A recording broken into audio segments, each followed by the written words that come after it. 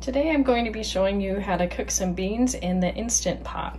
So here we have about probably almost 2 cups of pinto beans that I went ahead and soaked overnight. This just helps them cook a little faster. And I'm going to pour the water out and discard any split or cracked beans here.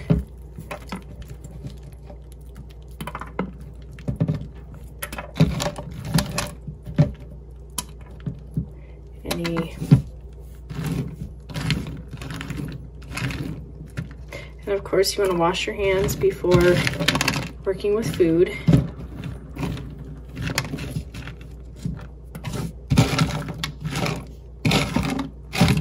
Okay, I'm going to rinse over those again, and you can do this in a little bowl as well, Tupperware. Okay, so I'm going to now pour them in my Instant Pot.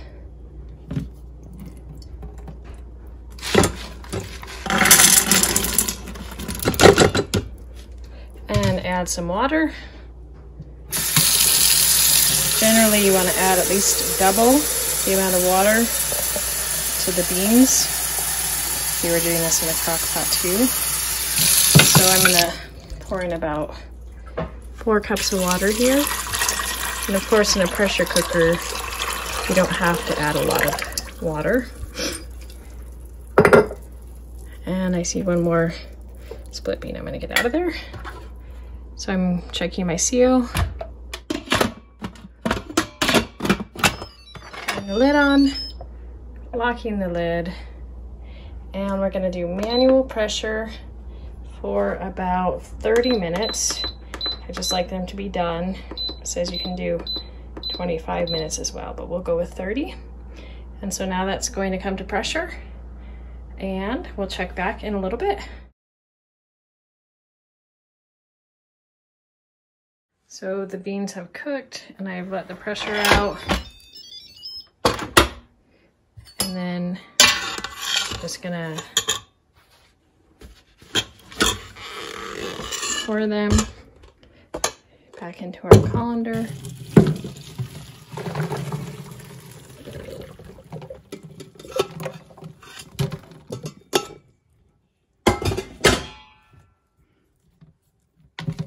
And we can either use them now, or we can rinse over them and store them back in like a glass jar in the refrigerator.